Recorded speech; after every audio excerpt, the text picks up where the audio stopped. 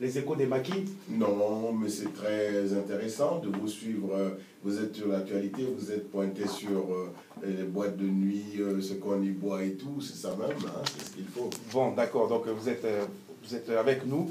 Donc on vous accueille aujourd'hui sur le plateau de Maquis Pluriel. On vient d'écouter un extrait de votre prochain album, America Mi Amor. Selon la bio qu'on a, c'est Eric Opou, alias Bekesse, c'est ça? Bekesse. Alors Bekesse, ça vient d'où? Oh, mais c'est un sobriquet lorsque je chante dans les rues en interprétant les grands de l'époque, les Rocheros, les chansons de Rocamambo et tous les chansons de Sambangwana, parce que nous étions ce qu'on appelle les Ngembo, c'est-à-dire les gens qui se mettent à travers les murs là pour voir ceux qui dansent à l'intérieur et tout, parce qu'on n'y avait pas droit, on était des ados, et puis voilà. Et donc, moi personnellement, c'est dans cette attitude si vous voulez, de mélomane aguerri que bon, je me suis retrouvé comme ça. Et puis pour la musique, mais vous savez qu'en Afrique, la musique, les parents se disent ah non, non, non, non. C'est pas bon, hein. C'est pas bon, fais d'abord tes études. Mais moi, c'est ce que j'ai fait des études. Voilà, ça c'est une chanson pour ma femme, Madame Opou. Madame Opou, qu'on connaît très bien, Génie Opou, Ouais. qu'on connaît très bien dans le milieu associatif. J'avais envie de dire, en préparant un peu l'émission, c'est derrière un grand homme se cache une grande femme. Alors est-ce que l'inverse est vrai? Oh, disons que je crois que je suis assez pudique pour parler de moi. Hein. Moi, je préfère que les gens parlent et que moi, je me fasse des éloges tout seul, quoi. D'accord, par votre talent. Alors, c'est vrai qu'on va profiter rapidement pour demander des nouvelles. Comment elle va, en fait? Parce qu'on ne voit plus trop sur Lyon. Ben, elle est repartie, elle s'était présentée aux élections législatives là-bas. Et ils étaient 7 sur la liste. Elle est allée jusqu'au deuxième tour, mais vous savez le pays, comment ça se passe. Hein? C'est à la tête du client, on nomme tel et tel. Donc elle s'est retrouvée au deuxième tour, mais elle a fait... D'accord. Donc on vient plutôt à votre actualité. La musique, depuis quel âge? Parce que vous dites que vous regardiez ça derrière les murs, mais réellement, quand vous avez dit que c'est ma passion, je vais m'y consacrer réellement. Bon, comme je vous ai dit en introduit, là, les parents, ils n'aiment pas trop parce qu'ils disent que des aventures, on ne sait pas. Il y en a qui sont malheureux, il y en a qui ont réussi. Maintenant, à notre époque, c'est vrai que moi, personnellement, ce que j'ai pu faire, c'est respecter d'abord le vœu des parents, faire des études, parce que ma femme et moi, on s'est rencontrés à Cuba. D'accord. Et c'est pour ça que je chante en espagnol et tout. Et bien, dorénavant, je me suis décidé, après tout ça, une famille, études, enseignement, fonctionnaire, tout ça là. Maintenant, je me suis dit, écoutez, basta. Et maintenant, c'est mon tour, je passe sur ma passion, donc je fais ce que j'ai envie de faire. Et c'est pour ça que je suis allé avec un orchestre comme ça. Mais alors, parlez-nous un peu de Cuba. Donc, vous y allez pour faire des études? Oui, nous sommes allés. Oui, je suis allé pour les études. Oui, parce que c'est vrai qu'avant le Congo était plutôt à tendance marxiste, donc les relations avec Cuba étaient beaucoup plus privilégiées, c'est ça? Oui, c'était les années 70-75 où Cuba était la lanterne rouge en Amérique latine et le Congo c'était la lanterne rouge au niveau de l'Afrique. Il y avait le marxisme-léninisme, le président Mariam Ngouabi dans le temps. Nous étions des militants de l'Union des jeunesses socialistes congolaises. C'était le marxisme-léninisme, la dialectique. Alors comment l'accueil se passe à Cuba pour vous qui y arrivez? Ah ben c'est très fraternel. Hein? Cuba verrà le terme que laquelle defiende lorsque vous venez... avec le leader Maximo. Commandant chef Fidel Castro, pardon. Non, ils vous accueillent fraternellement. Dans les rues, vous êtes abordés. Te gusta Cuba? Est-ce que Cuba vous plaît et tout? Après, et puis ça nous aide au début pour les langues parce que l'espagnol on a appris au lycée. Mais là-bas, c'était vraiment la pratique. Non, ils sont bien, ils nous ont bien reçus. Et donc là-bas aussi, vous vous intéressez à la musique parce que c'est quand même le pays de la musique, la salsa et... La rumba, la salsa. Caliente.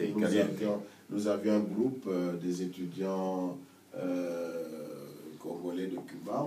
On avait un orchestre, pardon. Et bon, malheureusement, on n'avait pas eu le temps de conjuguer les deux parce que c'est pas évident. Mais on jouait comme ça, aux heures perdues. Il y avait ceux qui avaient fait des études de médecine qui étaient des guitaristes. Et nous, on faisait la chanson, et puis il y avait des accompagnateurs. Enfin, c'était juste pour entretenir notre passion. D'accord, donc là-bas, bon, vous faites vos études et parallèlement à cela, vous faites de la musique. Exact. Vous rentrez au pays, vous continuez la musique là-bas? Non, pas du tout. Quand on rentre au pays, moi j'ai enseigné l'espagnol au lycée. Et puis, en même temps, on avait un groupe comme ça, aux heures perdues, où nous satisfaisions notre passion, on jouait, surtout les week-ends, puis on nous invitait comme ça dans les Nganda et tout comme ça, avec ceux qui étaient plus âgés, plus outillés que nous. Et puis voilà, c'est ça qui entretenait, si vous voulez, notre soif de la musique.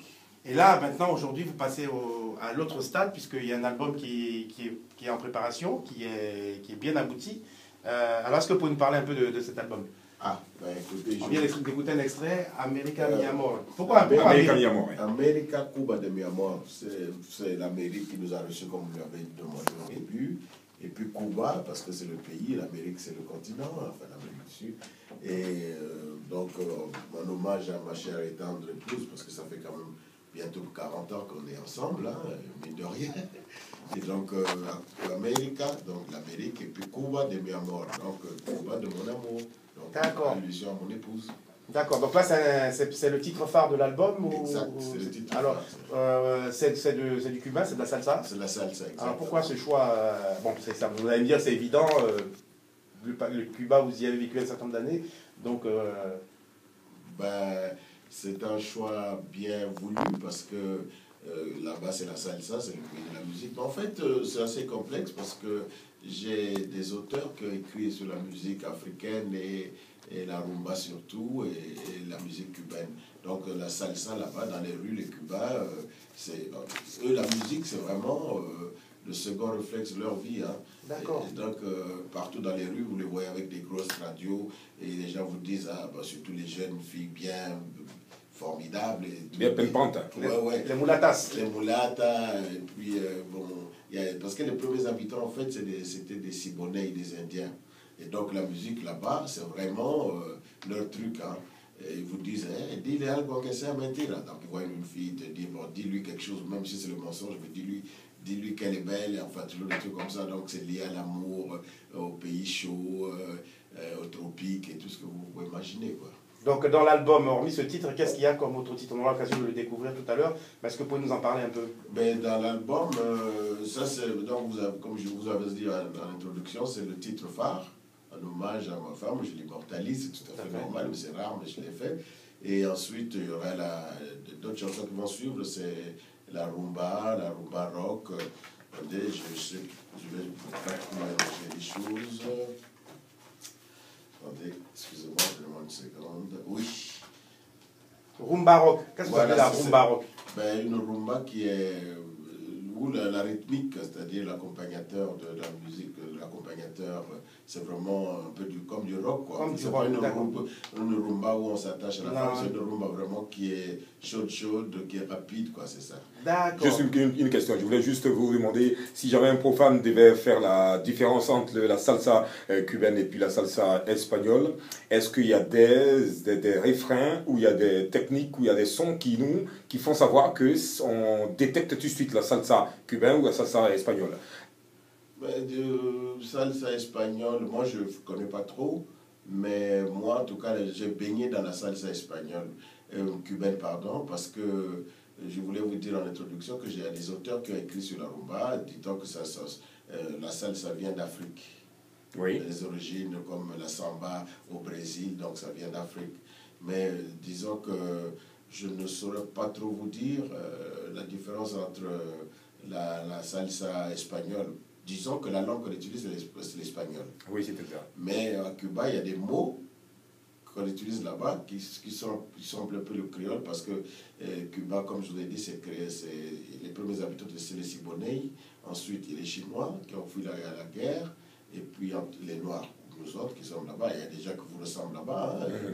Et donc, ce qui est sûr, c'est que la rumba, la salsa cubaine, elle est plus entraînante, elle est plus envoûtante. Oui. C'est un peu chaud par rapport au climat qu'il y a là-bas. Bon, ce qui est sûr, que le support, c'est l'espagnol. Donc, je pense que, si je peux me permettre, l'approche de la salsa espagnole, c'est un peu plus lent que la salsa cubaine.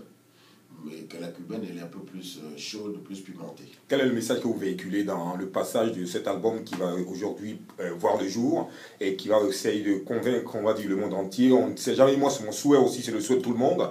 Quel est le message qui est le plus véhiculé dedans, qui est basique pour vous? Vous savez, moi je lis souvent des bouquins où on me dit une chose, l'amour.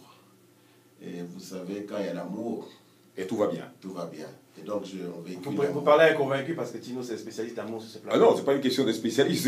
Mais c'est universel. Mais c'est universel ouais. aujourd'hui. C'est pour ça Aujourd'hui, on est sur une plateforme qui est basée sur l'amour, quel que soit ce qu'on entreprend, quel que soit l'endroit où on part, quel que soit le métier qu'on exerce, il y a une petite portion d'amour dedans. Et moi, je pense que c'est ce qui tient le fil de la vie, quoi. La base de tout, c'est l'amour. Donc dans l'album, vous êtes romantique, amour, c'est des paroles Oui, langoureuses. je peux vous expliquer en lingala ce que ça veut dire, parce que lorsque je suis allé voir les promoteurs, ils m'ont dit que c'était bien, mais qu'ils voulaient qu'on explique qu'est-ce que ça veut dire, puisque ce sera en lingala par le premier morceau, América Cuba de mi amor, ou c'est l'espagnol. Mais en fait, j'ai aussi des refrains, je voudrais ajouter repartir au studio pour mettre une partie en français, comme ça les gens comprennent mieux. Voilà. On va peut-être écouter un deuxième extrait de l'album et on revient sur le plateau pour parler un peu du lancement de l'album et comment ça va se passer. Donc Eric Opou est avec nous, 04 78 21 05 95, 04 78 21 05 95, si vous souhaitez lui poser quelques questions. Tino et Christophe. Ça enregistre, hein?